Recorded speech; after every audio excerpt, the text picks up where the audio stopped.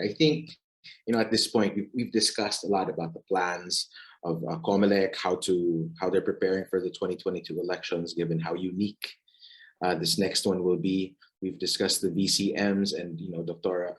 Ador discussed the future of elections, and not only that, also cited how elections have been conducted, or how COVID has affected elections around the globe, and how they've continued despite the pandemic. But at the same time, I think this discussion at this point, it's also important to have a discussion on other election issues that are equally important and that equally shape the future of the country. And that brings us to our next speaker, Ms. Mardi Mapa-Suplido, who is the chairperson of the International Center for Innovation, Transformation, and Excellence in Governance, or INCITEGov. She's also currently the country director for Build Change in the Philippines and Indonesia. And she's here this morning to talk about the value of choosing the right leaders in the coming elections.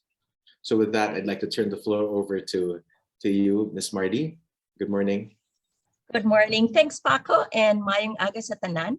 So there may be pandemic protocols to ensure we are safe when we head to the polls in May. Our people may be free from political pressure and vote buying to choose the leaders they believe in. And the computerized counting with COMELEC and PPCRV may result in credible results. But the big but is, will the leaders we elect, whether this be Lenny, Isko, Bongbong, Ping, Bato, Pacquiao, truly bring the changes we desire for our country? Or will this just be another hashtag change scamming? I recall a discussion I had with some friends some years ago where we agreed, no, we can't blame the poor for accepting 1,000 pesos to vote for a candidate, because then at least this money can cover for their child's daycare for 2 months, no, or provide meals for the family for the next 5 days. Now, it's real change seen and felt, I guess, compared to choosing based on one's principles and not feeling its impact over the next 3 years. No? So paano nga ba natin ilalapit ang usapin ng demokrasya at mabuting pamamahala sa isang taong kumakalam ang sikmura? No? How can you and I ensure that our votes as Filipinos will result in the kind of future we want, where development is inclusive and rights are respected? So before I answer that, just to say, that as INCITEGov is a non-partisan policy research and advocacy center, so our only bias is for democracy and good governance. So although I do have my personal preferences, my sharing will be based on recent research studies and consultations we had with various sectoral groups from different socioeconomic backgrounds and generations. So as mentioned, our people will be voting amidst a unique backdrop of the COVID pandemic, plus the pandemic of disinformation that Dindo said, but also that of seeing people extrajudicially killed on the streets each night while their killers roam free, of having important people like Senator De Lima and Nobel Peace Prize winner Maria Ressa arrested, Olympic gold medalist Heidelin Diaz red tagged, and big businesses such as ABS-CBN and PhilWeb closed, all because they went against this administration. Amidst this fear of catching COVID and getting red tagged, why and how must we choose and vote for the right leaders? So let me lay out 5 reasons, starting with the most obvious. First, because it's been proven that electing people from the same family will cheat you out of better development outcomes. Now, the Ateneo School of Governance study on political dynasties showed that accountability among politicians was weakest when they were elected as part of a political family or clan. Of course, right? Now, I recall when I was a provincial board member in Negros Occidental, I was out each day hopping from schools to fiestas to health centers, while a fellow board member who was the son of a mayor wasn't, because he knew he would still win in the next elections. This study showed that 80% of all our governors, 67% of congressmen, 53% of mayors come from what they call fat dynasties, where 2 or more family members are in political office. In fact, the study also showed, it revealed that there were higher poverty levels in places with fat political dynasties, such as Dinagat, one of the country's poorest provinces, dominated for a long time by the Ecleo clan. While on the other hand, it showed a drastic increase in the net worth of these families whose members concurrently held various political positions. Of course, with no checks and balances between the executive and the legislative office in that town or province, power can easily be abused. No? So who's to question a conflict of interest, right? So please, let's not vote for a husband and wife, nor a father and son or daughter. Okay. Second, let's remember that having an authoritarian populist actually destroys our democratic institutions. A study from the DLSU Jesse Robredo Institute of Governance showed how the substance of political debate in social media deteriorated due to ad hominem statements, profanity, and name-calling. When a populist like Duterte spews out bastos or foul attacks against institutions like the Commission on Human Rights, Office of the Vice President, former justices, the media, and the Catholic Church, this weakens our institutions that the balanced society needs and silences voices valuable for democracy. So populists who claim to speak on behalf of ordinary people but are out to destroy the status quo are actually dangerous because they threaten democratic norms that we all find valuable. No? They promote a sense of crisis, whether true or not. They present themselves as having the solution, and then they ostracize those who disagree with them. So INCITEGov study on populism and society also showed, sadly, how this polarizing effect has actually crippled civil society and development NGOs in the Philippines.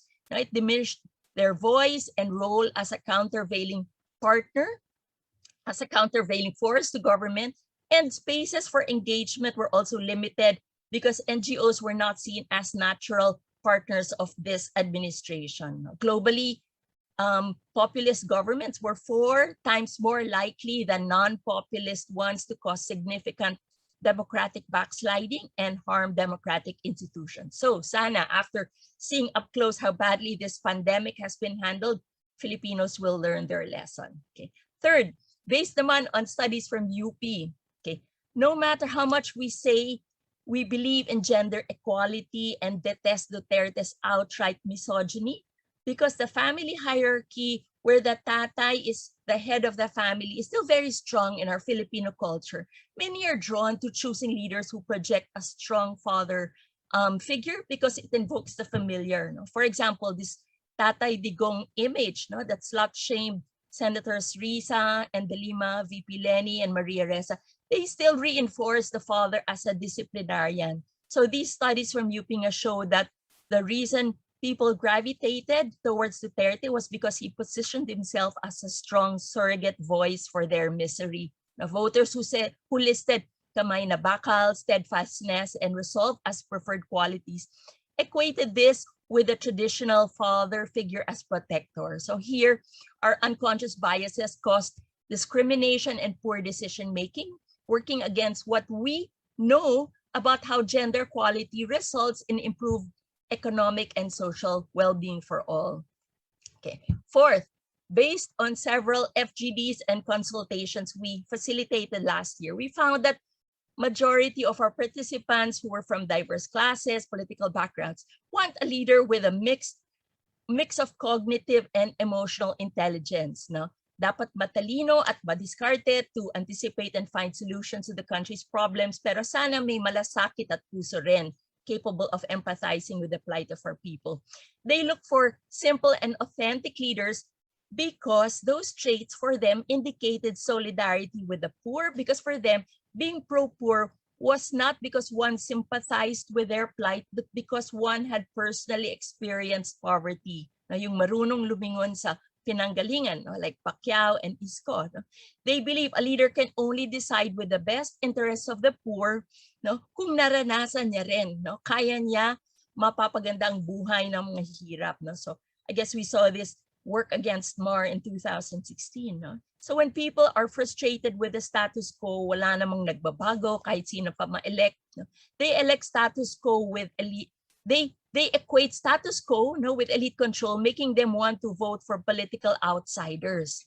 Interestingly, from these workshop surveys we rolled out naman this year, perhaps because of the pandemic, there was a difference in leadership traits that topped the list. They wanted transparent, marunong makinig, approachable, godly, caring, merciful, may karanasan at may panindigan, and not corrupt. So These preferences were probably influenced by their current experience with this administration. So we question, no, will a rags to riches hero really bring the changes that people want? Okay, how can we,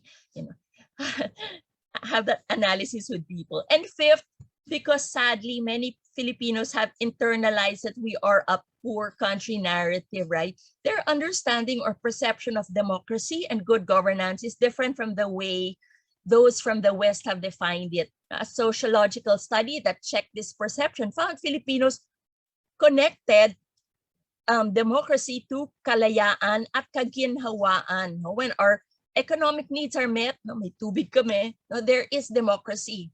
Walang tunay na kalayaan kung walang kaginhawaan. That's how Duterte framed his war against drugs. Kung pinatay ko yan, giginhawa kayo. So when people receive a small amount of financial support or ayuda during the pandemic, they view this government as having done its job. So voters were drawn to candidates who promise aid instead of trade.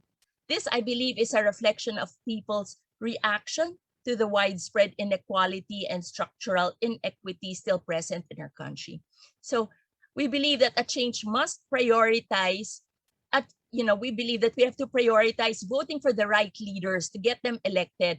A positive lesson we got from these consultations was how people's preferences of a good leader changed after some discussion, where personality-based traits were replaced by qualities that shape democratic leadership: transparency, accountability, respect for human rights.